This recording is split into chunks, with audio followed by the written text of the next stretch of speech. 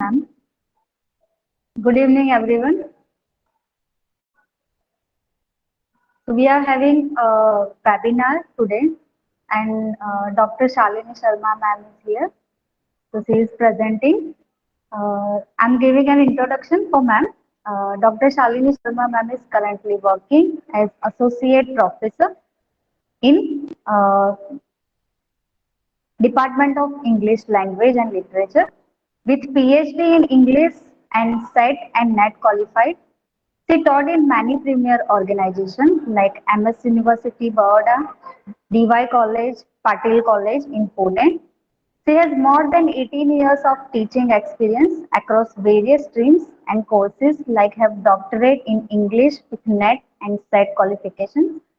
They also hold PhD in mass communication and journalism. They have more than 18 years of experience of teaching English literature and communication skills in various courses as like MA, BA, MBA, BBA, MCA, BSc, MSc, Pharmacy, Engineering. So such as she has also published and presented research papers in national and international conferences. Currently, 5 research scholars are doing PhD under her, while one scholar has already been awarded as PhD. Uh, the main interest area of ma'am is modern poetry, environmentalism, and geocriticism. So, we like to welcome you, ma'am, for webinar. And now we are starting with our topic, literature and fiction. Right, ma'am? So now stage is all yours. Thank you, Anjali ma'am. A very good evening to all. I would like to first of all extend my heartfelt thanks to Parul University and the organizers of this webinar who have given me this opportunity to present my academic discourse. I also thank Professor Anjali for getting me on board. Now, coming to my topic is digital literature. So when we talk about literature, what do we think? We generally think about a poem on a printed page. We'll think of a thick classic novel like Pride and Prejudice, A Tale of Two Cities, or we might remember, the ornate language, the difficult language of Shakespeare's plays. But if I told you, a literary piece or a poem, can have the dancing figures, or the letters can be dancing, the figures can be fleeting, and there can be linking text. Well, that is what exactly is digital literature.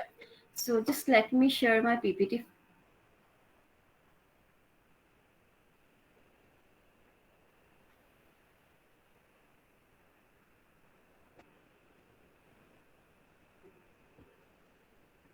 Yeah, is my PPT visible, Anjali ma'am? Yes, ma'am. Okay, fine. So before I start with the technical definition and other details, let us peruse through some examples of digital literature. So this is the first one. I'll just begin with the poem. Now, this poem is called In the White Darkness, and this poem encapsulates the experiences of the patients, who have been suffering with Alzheimer. This poem was, composed with all the digital help in 5 to 6 years. So when I click on In the White Darkness, here we begin the poem.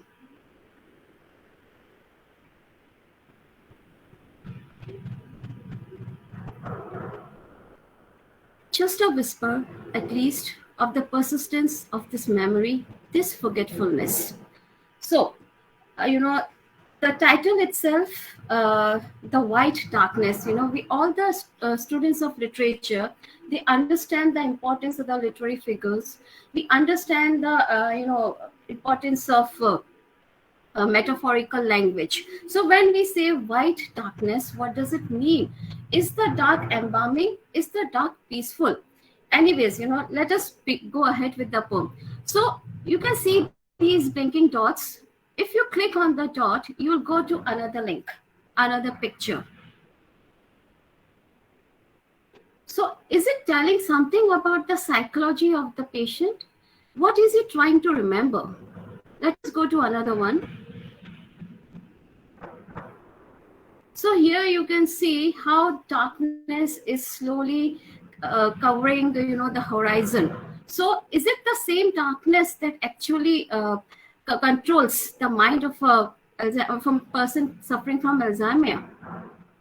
And as we blink, as we keep on clicking the blinking dots, we'll get more images. So this is what digital literature is.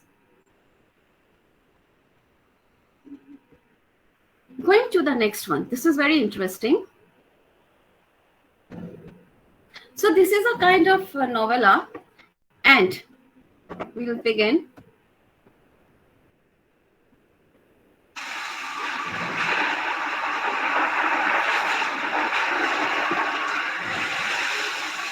So this novella begins with the thundering sound and the pitter-patter of the rain, and then you can see that there's a boat in the middle of the sea, and you're reminded of the old man at the sea. You might also be reminded of the ancient mariner.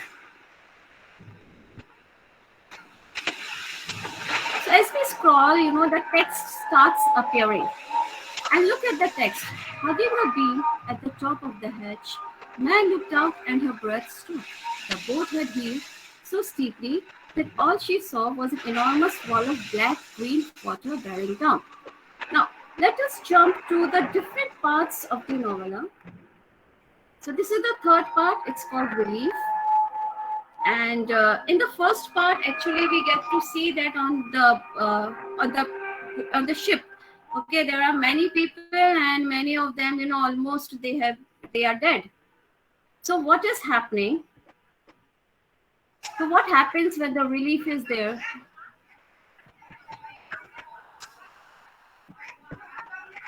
So it goes, coming to the last part. So finally, the ship lands, okay, on the land, and there are scenes of death. There are scenes of death and shouts of relief, and then there are hyperlinks for different images and text. I'll go back to the presentation.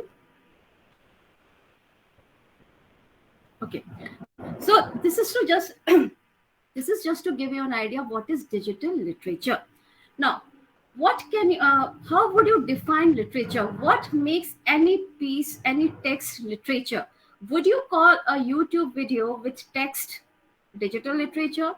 Would you call an Instagram story with with videos and with the text digital literature? Certainly not. So what is literature? The students of literature, we all know that literature has got universal appeal. Everybody, from a child to the grown up, they would relate to the story of Othello. They would relate to the story of Hamlet. So literature has got universal themes, okay? And it's not only about the author. The perception of the reader, the feelings of the reader are equally important, when literature is being analyzed. Then most important thing, is that literature is always connotative. It's not only denotative. Apart from the dictionary meaning, there would be multiple meanings. And those meanings, they will differ from the critics, from critic to critic, and, from readers to readers. And obviously, the last thing, that defines literature is the richness of literary figures, okay, the metaphorical figure, metaphors, the simile, and everything. As we saw in the White Darkness, the title itself, it has got oxymoron. And with this white darkness, the reader is intrigued to read further. So what is digital literature? So digital literature is simply when a text is presented digitally. When a literary text is presented with the help of computer, it is presented with the help of pixel, with the help of algorithm. So there is this electronic literature organization, and it has given the definition of digital literature, and it says, work with an important literary aspect that takes advantage of the capabilities and context provided by the standalone or network computer. So, simply speaking, when you combine literature and technology, it becomes digital literature. Now, next question is, why do we need to study digital literature? So, all the youngsters, they are the digital natives, while the people, who are aged between 35 to 55 and above, we are the digital immigrants. So, who are the digital natives? So, the youngsters, they have literally been born in the age of technology. They easily, even a 1 year old would know how to swipe the screen, or how to scroll down, okay, how to scroll down the screen. So the generation today is very well versed with the multimedia. They they know how to present themselves on the different platforms. They know how to communicate fast, and they actually expect to be reciprocated equally faster. Okay. Secondly, talking about the attention span, with the smart phones, or with this touch screen technology, when people can easily swipe and easily scroll and easily change the windows, attention span is it's like ephemeral. If you don't like a thing, quickly change the screen. So for the generation, with this touch screen generation, the digital literature, it really gels well. Then obviously, the very generic reasons are like the post pandemic, in the post pandemic world, digitalization has become more important, and this is very common, so I'm not going into the depth into. And then there is this economical reason. You might not have enough money to get published by a popular publisher, but then yeah, you can contact any programmer, and then if you can write poem, you can very well come out with a beautiful digital poem. Okay, come to the next one. So, what is digital literature? So, when you are actually watching digital literature, when you are actually perusing or reading the digital literature, you will feel that literature is fluid. Okay, you would feel that the text is slithering over your senses. I'll just click on this. Okay. So here we have a poem called The Gathering Cloud, and it is an interesting take on cloud computing and environmentalism. Now, cloud computing, this technological phrase has come from the clouds, because the clouds, they have this infinite holding capacity. So, what is happening in this poem? So this is the first piece, the frontispiece of the poem, and you can read the poems, the words: a sky full of peculiar specimens of dense clouds shrouded in a gloomy distance. Forms assumed were clouds gathering for thunder. Storms are highly characteristic in structure. So as you go through the lines, you'll understand, with the rhythm, with the pattern, obviously, with the rhyming scheme, yeah, that this is a poetic piece. And why are it's not only describing the beauty of the poem, but it is why are these birds here? Because with the cloud computing, with mode of technology, we all know what has happened with the sparrow, what has happened to the sparrows, what has happened to the birds. So the environmental impact has been beautifully shown here. I'll come to the next one. The scale of the cloud should fill us with urgency. Now here you can see the elephants coming. Now why are these elephants there? So it is said that a large cumulus cloud, it has it weighs it weighs equal to the 100 elephants. Okay, so is technology more important, is environment more important, or is wildlife more important?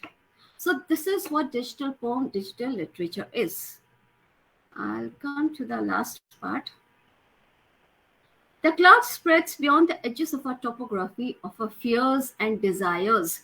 Fears and desires intermingled with the cloud. So this cloud is not only the natural cloud, yeah, but it's the cloud of technology. How it is, it is shrouding us in fears and desires also. Okay, I'll skip this one because it's going to come later on. So, what is digital literature in real sense? So, when you are reading an ebook, is it a digital literature? Or, if you're reading a PDF file of canonical works of literature, say Dr. Faustus, or say, as you like it. So, is it digital literature? No, certainly not. Because an ebook can be printed, a PDF file can be printed, but digital literature cannot be printed. Digital literature, it's a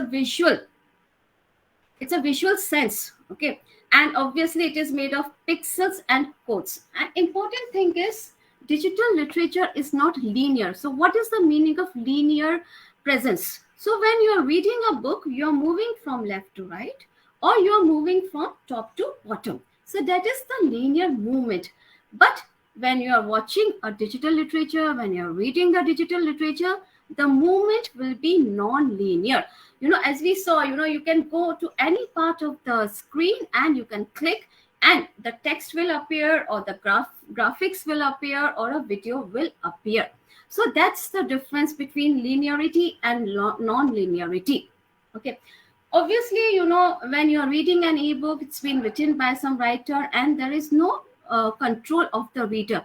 But as we saw, as I was scrolling on the screen, I had this control over the text. I could read any part of the text. So in the digital literature, the reader has all the control. And, there is this obvious audience intervention and interpretation. Okay.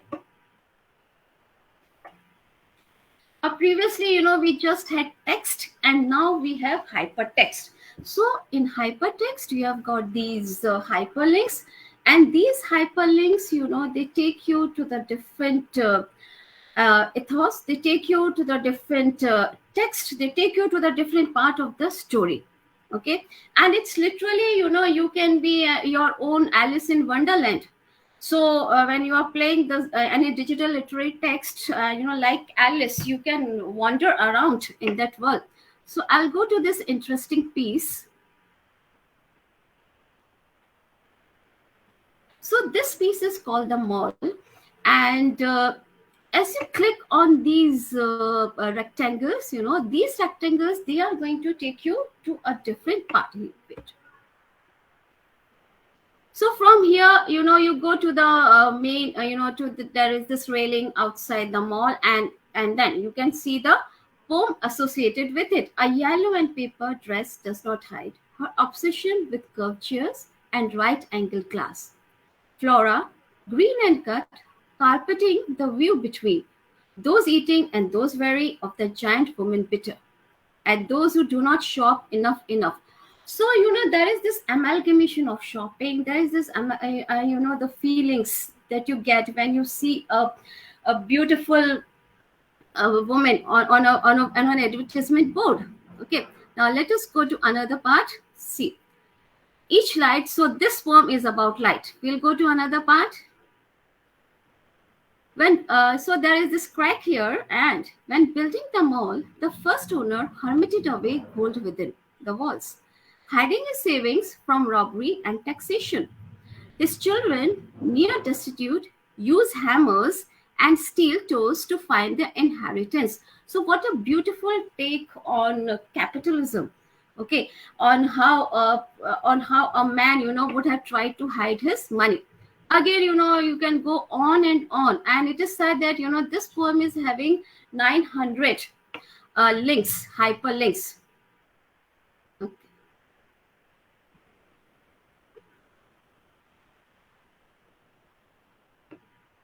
Yeah. Then apart from poem, there is this concept called noveling.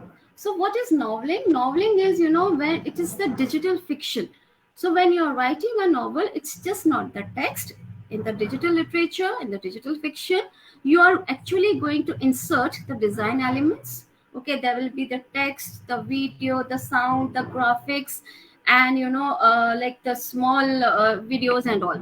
I'll show you this interesting again, a fiction. So this is a kind of multifocal storytelling, and this was written by Amira Hanafi over the years of, again, 5 to 6 years. And the reason for writing this was, there was this political revolution in Egypt, and it's related to this.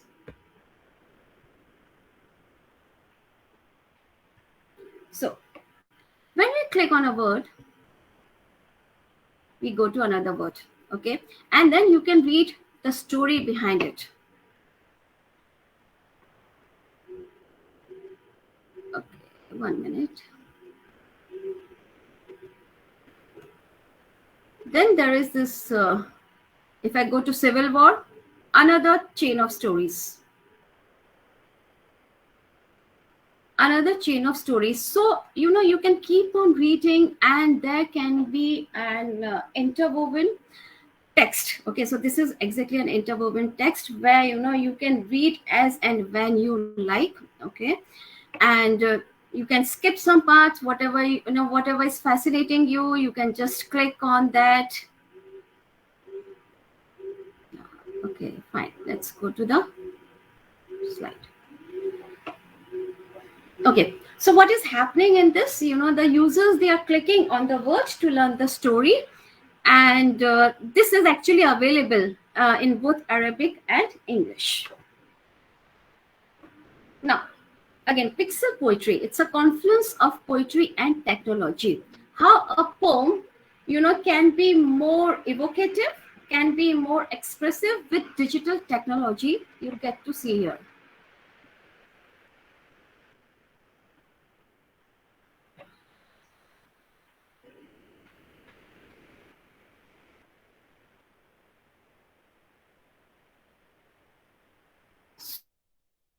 So this poem is titled Australia.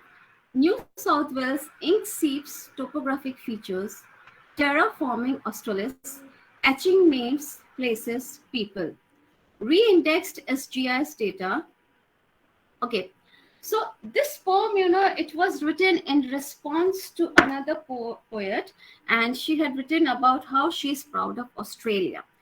And this poem is, it actually shows the post-colonial phase of Australia. So there is this concept of post-colonialism in literature, and post-colonialism, of course, it means how the colonization affected not only the colonizers, but the colonized people also. So after colonization in Australia, you can hardly find the Aborigines. It is more of the white population. Okay, and so so today's Australia is not the real Australia. It is the colonized land, and that is why this picture, this poem, it gives you this claustrophobic effect, and it has been purposely framed like that you would actually not you would actually like hate Australia after colonization. Okay, I'll come to the next one.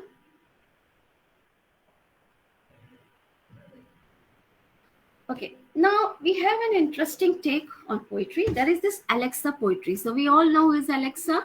So Alexa is the wake word for this Amazon Echo Dot. Okay, and there is this software called the Listeners, and this software, it talks with Alexa, and whatever Alexa says, it has been made into a poem.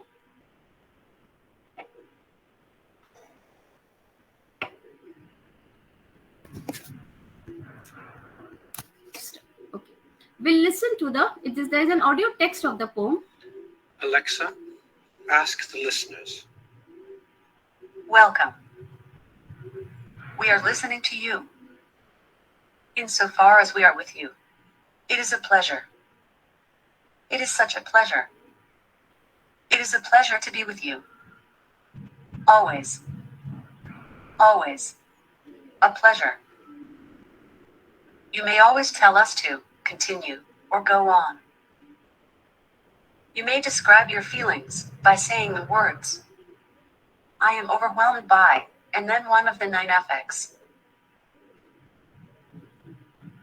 There's another interaction between the listeners and Alexa. I think it's not working. Okay, so when we coax Alexa to say something, and how Alexa would actually be churning out poetry. So this is an interesting example of artificial intelligence, like real, like trying her hands on poetics. Now, electronic literature, of course, the digital literature is again, something which is technology based. It's not related to creativity. So there are some gray areas of electronic literature. And what are those? So they say that creativity gets hampered because when you are as a reader, when you are watching digital literature, you might actually we actually get to watch graphics, and we get lost on these graphics rather than reading the poem, rather than understanding the feelings behind the words. So this is how the creativity is getting hampered because of the digital literature. But again, it's a digital literature is not only about words, and it's you can actually not only play with the words, you can play with your feelings. So you get to not only uh, show your words, you show your feelings, but also you can make an interesting juxtapose between the words and the display. Then it is said that the independence of writer has been snatched away because they will be dependent on the technology. Okay, so obviously if I want to write a if I want to write a digital literary piece, I will have to be dependent on some programmer. Okay, so will in the process of finalizing this digital literary piece, will my creativity be affected? Will my powers as a writer be interrupted? Then there is this problem of what is more important, whether it is technology or whether it is literature. So when you are reading digital literature, are you focusing, are you getting amazed on the kind of technology that has been used, or are you paying attention to what the writer is trying to say? What are the connotations? What are the metaphors? What are the literary figures? What are the denotations? Okay, so that is a big problem. Now there is this interesting it's not an like interesting take on artificial intelligence and literary intelligence. So we all know what is predictive text. So when we are typing something, and as we go, as we type 2-3 words, the fonts of the phone or the iPad, it suggests us the whole word. So this predictive text, can it be helpful in writing literature? So there was this experiment. So in this experiment, there was this chapter written by artificial intelligence. Okay, and this artificial intelligence generated chapter was called Harry Potter and the Portrait of What Looked Like a Large Pile of Ash. So when some phrases or words from Harry Potter were typed, and the predictive text it gave, some whatever suggestions it gave, with the help of a writer, with the help of a manual intervention, this chapter was made. Now just let us have a look at the paragraph. Harry tore his eyes from his head and threw them into the forest. Voldemort raised his eyebrows at Harry, who could not see anything at the moment. So this is purely AI generated words. So can you compare the writing of J.K. Rowling with this AI generated chapter? So when you are going to compare it, you will see that there is a superficial similarity, but then this AI generated chapter can never beat what J.K. Rowling has written.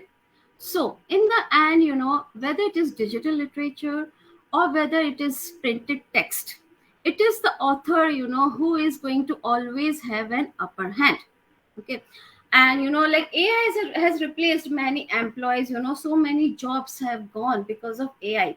But I'm sure because of AI, the writers, they are never going to go, and they are never going to vanish.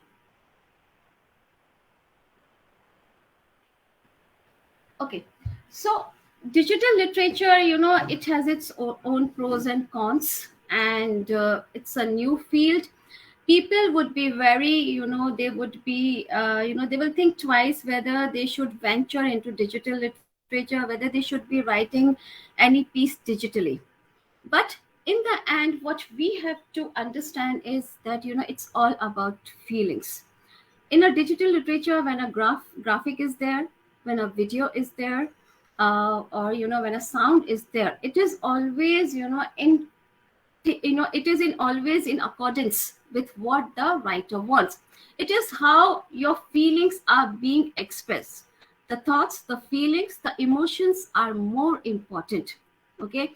And again, digital literature is a good platform to express it, and especially, as I said, for the digital natives, this platform is really good. The youngsters who would like to scroll down their Instagram pages, and all their Snapchat stories and all, digital literature can actually take them into that literary world. So with digital literature, we can say that creativity is getting more voices and views. The youngsters who are fond of using multi platforms, who are fond of who are fond of creating content through vlogs or videos. Okay, they can also get into this creative writing, into this creative venture. And important thing is, it is very important, we have to update ourselves. So digital literature is like updating ourselves. Previously we had text, okay, then we had Shakespeare's plays. The Shakespeare's plays, they were adapted to theater. Theater was adapted into films, and then films have been adapted into web series. So this is the time that, even literature should get itself adapted.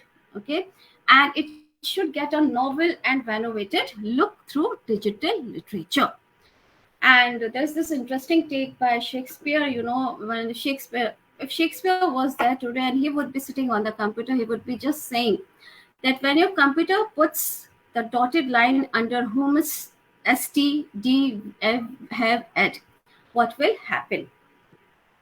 So I would sum up by saying that not only the youngsters, but the people, but the older generation, who have studied just the text, who have studied just who have studied literature in print, they should give a shot to digital literature. Okay, they will be taken into this fancy world of graphics and words and everything. I would like to end with, to strive, to seek, to find, and not to yield.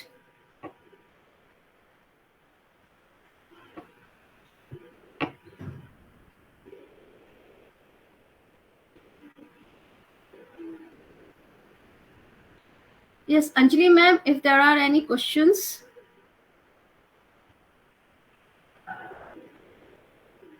Hello, yes, students wants to ask any question, so you can go on.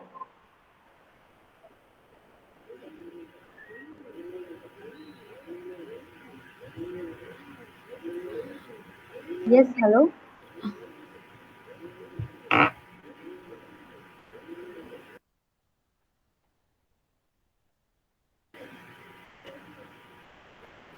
Okay, Okay. ma'am. I want to ask a question. Yes, ma'am. Ma'am, do you find any relevance between catharsis and digital literature? Catharsis and digital literature, yes. So, Yes. when we read Shakespeare's plays, and, the catharsis, hamartia, they are the most important words. And, as the students of literature, we were asked to, look for catharsis and hamartia. So when you are, when, for example, when we were watching this novella, The Boat, and, Yes. in the beginning, I went through the story. So in the beginning, the mother, she has this, she's going through this tragedy where, on the boat, most of the people are dying, and, they are looking for life. And towards the end, when the child, and her child is also, in danger. So and when the child is revived, it's almost like the cathartic feeling. And when we were watching this in the white darkness, so it's not only that the lines were not only about when we scroll through that poem, we read through the lines like past the past, deja vu. So it's not only that the Alzheimer patients, they have this problem of remembering the past. If we go through these, even we also go through the same feelings. There are times when the past wants to hit you, but then you are trying to avoid it. So obviously, cathartic feeling. And I would say, if we talk about digital literature, so and digital literature is as good as any literature. If you probe, if you sift through the lines, through the blanks, you will get all those literary elements that we generally have in the print literary text. Okay, ma'am. Yeah, Okay, and thank one you more. so much, ma'am. Yeah, and one Yes, more ma'am. thing, Yes. I wanted to tell the students, if they want to try digital writing, some digital literature, digital poem, they can, just type the text and try inserting some picture, or like try inserting video. They can very well experiment. It is not that difficult. Okay. So students can generate that digital literature by their own. Yes, ma'am, they can. Of course, Okay. if it's a long one, and if there are too many hypertext, hyperlink, if there are too many videos to be inserted, we might need the help of computer programmer. But then, if you're starting Yeah. with something basic, you can always do it. Yeah. So this is something I find this is a new term. Being a literature teacher, I find a very new term as in digital literature. So this is a new view to the students that they can see a literature. Some students are telling like this that literature is a boring. Reading a literature that becomes a boring now. So they get a videos, they get e-books. So now reading a literature is become like older version, right? So now they can have a different version of literature. Yes. And especially, as I was discussing this digital native thing, the youngsters especially, digital literature is really mesmerizing for them. And of course, reading the long text of Shakespeare's play fosters, people who love literature, they would always love reading the text. But then, Yes, if the students of literary courses, okay, like BA honors, MA English and all those, they can very well get their hang for literature with the digital literature literary texts. yes.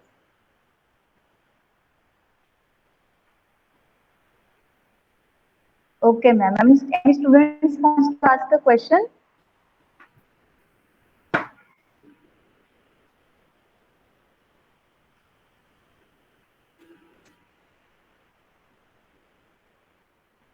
There are few points, like I would like to add. I thought that, I would have less time, so I skipped those points.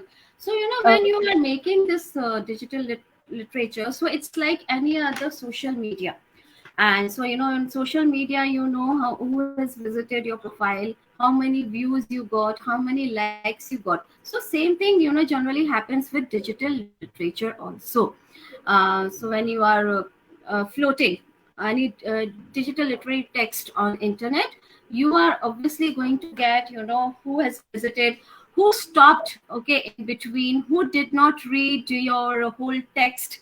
So that way, the audience interpretation and the response of the audience can actually help the writer, in changing the way he is writing, maybe, or maybe, he can come up with a new text. So, Okay.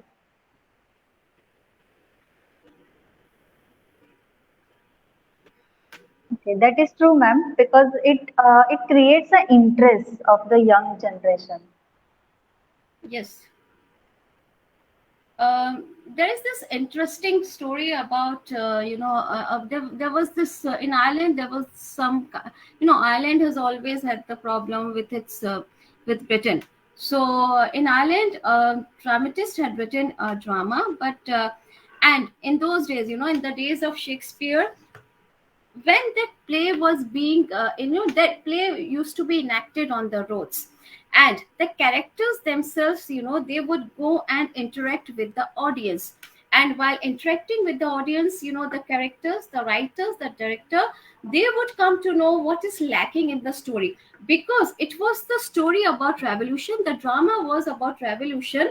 The direct interaction with the people actually helped that play to become very popular. So same is happening with digital literature.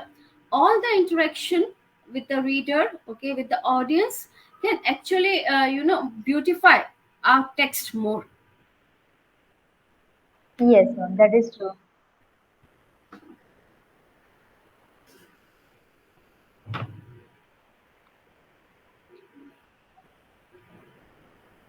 Any other Okay, doubt? so we are, yes, ma'am. Any other questions or doubts?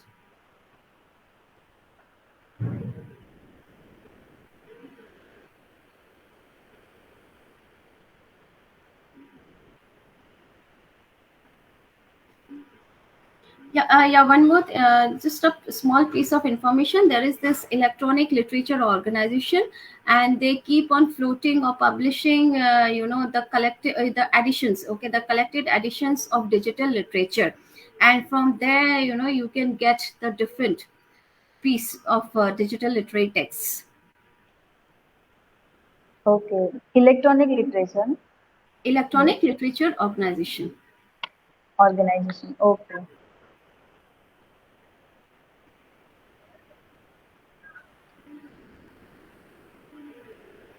Okay, so we are ending our session here. So thank you so much, Shalini ma'am, for giving such a new term to us, for introducing a new term. And it is very interesting and very appreciate to you that you have provided such a new term so that our students can get to know what is trend going on right now in a literature. So this is a very important thing. Uh, so you have given a very detailing in this term. So what is a digital literature? What makes writing a digital literature? Interviewing pixel and reflections. Why to study the literature? Fluid literature is there. Digital literature in a real sense. Then what is the flows? Novella you have seen that videos that we have seen, right? Novella as like Old Man and Sea. Uh, what are the flows and cons of this literature? Then electronic literature organization. Also have that listener. What is that, ma'am? Listener. Pardon? Yeah, the What is listeners. that? Yeah. The listeners is a software, and that software, it got Yeah. to interact with Alexa, and there is this Yes. Alexa generated poetry. Yes, Alexa generated poetry, right? So you have also given this information of artificial intelligence, like literary intelligence. So this is how we can create our literature, that is digital literature, right? Yes. So thank you so much, ma'am, for giving such a nice and innovative idea so that our students can get more interest in literature. Thank you, Anjali This ma'am. is very appreciable. Thank you, Anjali ma'am. Thank you, PU webinar team, technical team, and Parul University for giving me this opportunity. Thank you so much, ma'am. Thank you, ma'am. Ma'am, you are. Is Yes, it ma'am. is it being ended, ma'am? Yes, now we can. You can leave, ma'am. Now it's Okay. okay. Thank you. Okay. Thank you so much, ma'am.